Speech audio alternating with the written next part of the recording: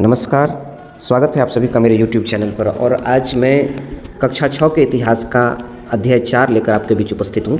सबसे बड़ी बात तो ये है कि हम वीडियो में कुछ क्वालिटी पर ध्यान नहीं दे पा रहे हैं। इसके पीछे 2-3 वजह है। एक वजह तो यह है कि मेरे पास समय की काफ़ी कमी होती है। दूसरी वजह है कि हमें अभी TRE 3 जो कैंसिल हो गया है उसकी परीक्षा काफ़ी नज़दीक है। अगली समस्या TRE 4 का, तो किसी तरह हम लोग को सिलेबस कर लेना है, किसी तरह हमको पढ़ाई कर लेनी है, नौकरी हो जाएगी, फिर क्वालिटी आता रहेगा। इसलिए आप क्वालिटी की चिंता नहीं करिए, बशर्ते आप उस तथ्य पर ध्यान दीजिए जो आपके परीक्षा के दृष्टिकोण से महत्वपूर्ण है। तो आइए अध्याय 4 को देखते हैं। प्रथम कृषक एवं पशुपालक, मतलब जो हमारे आदि मानव थे वो कृषक कैसे बने एवं पशुपालक कैसे बने। तो इसके अध्याय में जो मुख्य बातें हैं उस पर हम डायरेक्ट फोकस करेंगे। खेती की शुरुआत कहाँ से हुई, तो कृषि की आरंभ होने का मतलब था कोई भी अनाज ऐसे स्थान पर उपजाया जाना जहाँ वह अपने आप नहीं उगता। अरे अपने आप उग गया तो फिर कृषि नहीं हुआ। कोई भी अनाज अपने आप जहाँ नहीं उगता है वहाँ पर उपजाना अनाज को, यही हुआ कृषि। जहाँ पहले से नहीं उग पाता था अब उगाया जा रहा है, तो ऐसे जगह पर अनाज का उपजाया जाना जहाँ वह अपने आप नहीं उगता हो, इसी को कहते हैं कृषि। तो सबसे पहले खेती किसने और कहाँ शुरू की? अनुमान है कि खेती की शुरुआत ईरान और इराक देश की पहाड़ियों की तलहटी में हुई थी। अब यहाँ क्वेश्चन बनता है कि शुरुआत कहाँ हुई थी, तो ईरान और इराक देश में। कहाँ हुई थी शुरू? ईरान और इराक देश के पहाड़ियों की तलहटी में। आज से लगभग 8000 से 10,000 साल पहले वहाँ रहने वाले लोगों ने सबसे पहले खेती करना शुरू किया। आज से 8000 से 10,000 साल पहले वहाँ रहने वाले लोगों ने सबसे पहले खेती की शुरुआत की। उसके बाद लोगों के समूह द्वारा जहाँ तहाँ खेती करना शुरू हुआ। अपने देश में खेती की शुरुआत आज से 5-6 हज़ार साल पहले, वो 8000 से 10,000 साल पहले जो पर है वो विश्व में, और वो भी ईरान इराक में। लेकिन अपने देश की बात करते हैं, भारत की, यहाँ 5 से 6 हज़ार साल पहले पश्चिमोत्तर भारत में इसकी शुरुआत हुई। पश्चिमोत्तर में समूह में महिलाएं पेड़ पौधे के बारे में बहुत जानकारी रखती थी, क्योंकि आमतौर पर जंगली फल, दाने, जड़ें आदि इकट्ठा करने का काम महिलाओं का था। वे पेड़ पौधों को करीब से देखते देखते उसके बारे में काफ़ी कुछ समझ बैठी थी। आवश्यकता पड़ने पर उन्होंने इस जानकारी का उपयोग खुद पौधे उगाने में किया। ऐसा माना जाता है कि मध्य एशिया के क्षेत्र में रहने वाले शिकारियों के एक समूह ने दूसरे समूह को खदेड़ दिया। नई जगह पर जहाँ वह गए उन लोगों को वे सारी जंगली फसल नहीं मिल पा रही थी जिसके खाने के वे अभ्यस्त हो गए थे। अतः उन्होंने नए क्षेत्र में अपने साथ लाए कुछ बीजों को जमीन में डाल दिया, उसे नियमित पानी से सिंचित करने लगे। कुछ महीने में उन पौधों में फल लग गए, जिससे पुष्ट होने पर उन लोगों ने उसे काट कर उससे सारे अनाज निकाल लिए। ऐसे ही खेती की शुरुआत हुई।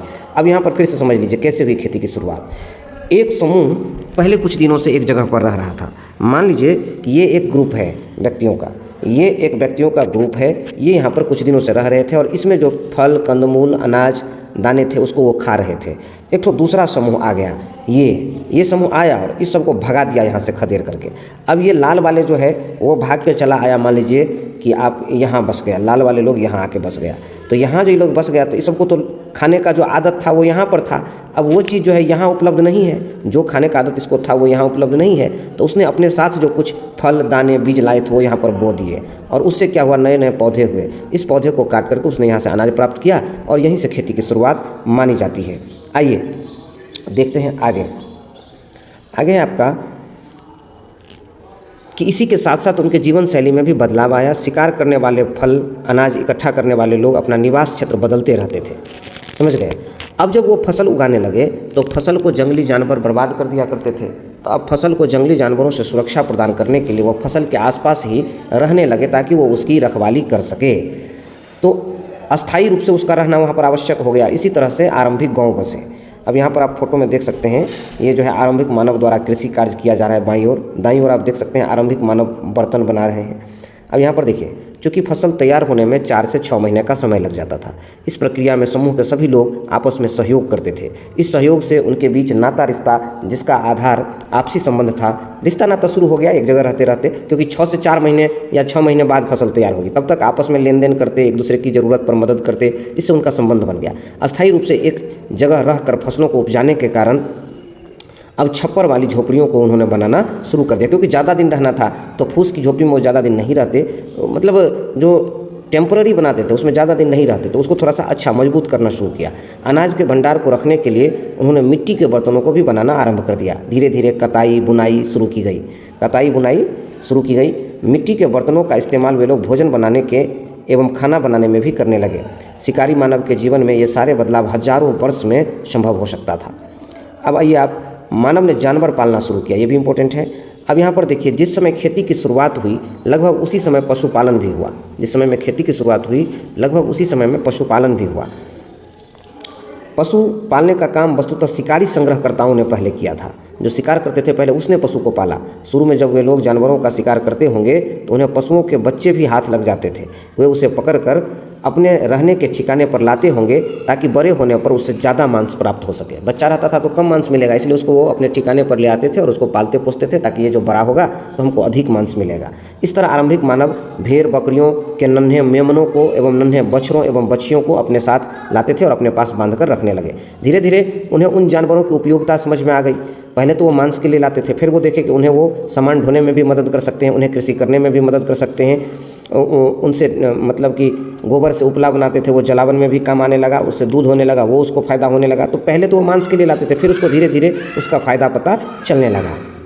उन्हें यह लगा कि जानवरों को मार कर खा लेने के बजाय यदि उसे जिंदा पाला जाए तो बहुत सारे नए फ़ायदे होंगे। मार के खा लेंगे तो कुछ नहीं मिलेगा, जिंदा रहेगा तो दूध भी मिलेगा, गोबर भी मिलेगा, साथ साथ आपको कृषि में भी मदद मिलेगी, सामान ढोने में भी काम आ जाएगा, ढेर सारे फायदे। तो इसीलिए उसको ज़्यादा मार के खाने से अच्छा उसको जिंदा रखने में समझे।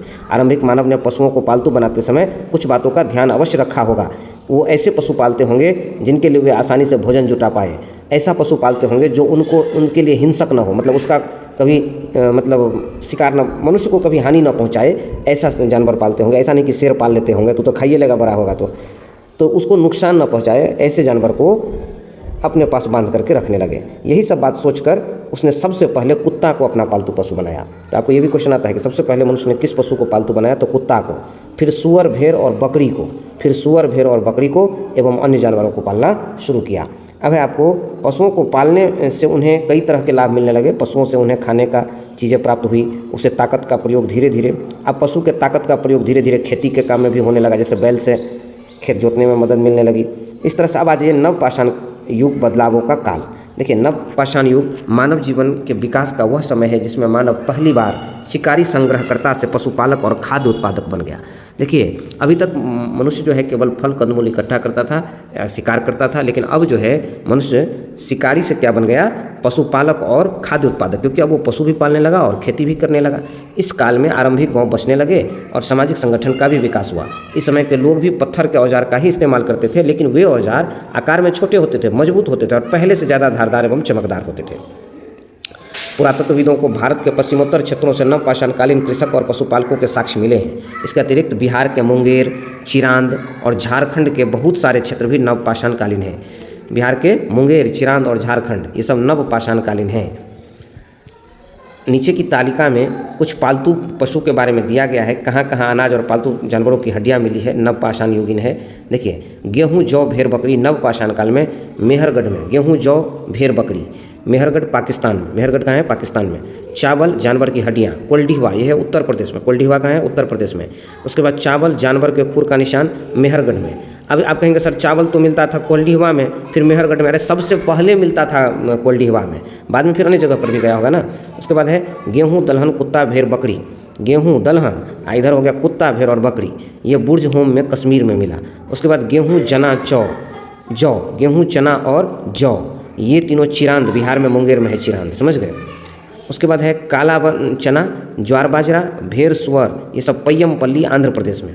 अब देखिए, मेहरगढ़ के बारे में जा रहा है कि वर्तमान पाकिस्तान में स्थित मेहरगढ़ मतलब आजकल पाकिस्तान में है, संभवतः वह स्थान है जहाँ से सबसे पहले गेहूँ, जौ उगाने और पशु पालने का साक्ष्य मिले हैं। गेहूँ, जौ उपजाने में सबसे पहले मेहरगढ़ में मिला है और पशु पालने का साक्ष्य। यहाँ पुरातत्वविदों को 7 स्तर प्राप्त होते हैं। पहला 3 स्तर नवपाषाण काल का है।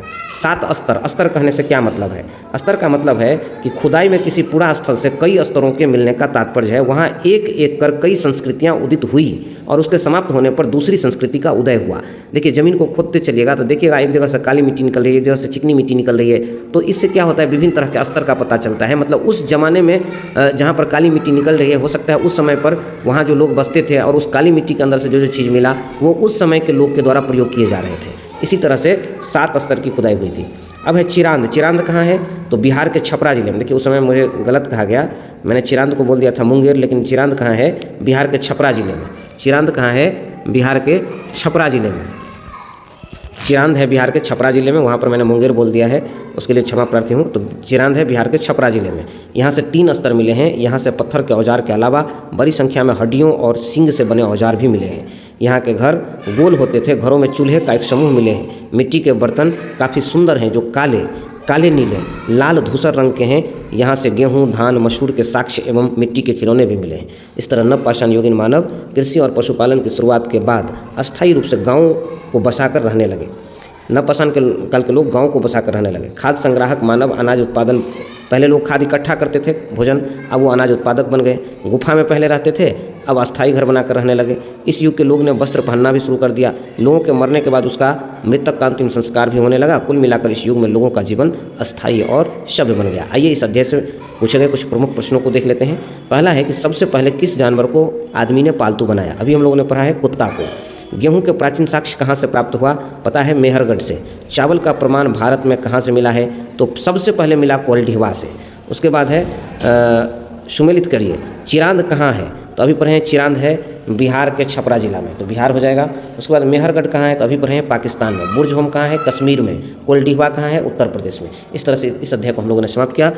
आप लोग पढ़ते चलिए एक एक अध्याय। आज बड़ी खुशी की बात है कि 2 छात्र जो इंटर में थे उन दोनों ने अच्छे अंक प्राप्त किए हैं। मैथ में एक को 98 आया है और एक को 97। दोनों ही अपने यहाँ थे, अच्छे थे पढ़ने में। मैट्रिक में भी लोगों ने अच्छा किया है। 450 से ऊपर दोनों के अंक हैं, तो उन दोनों को भी कंग्रेचुलेशन। और आप सब लगे रहिए, आपका भी होगा। तब तक के लिए शुभ रात्रि।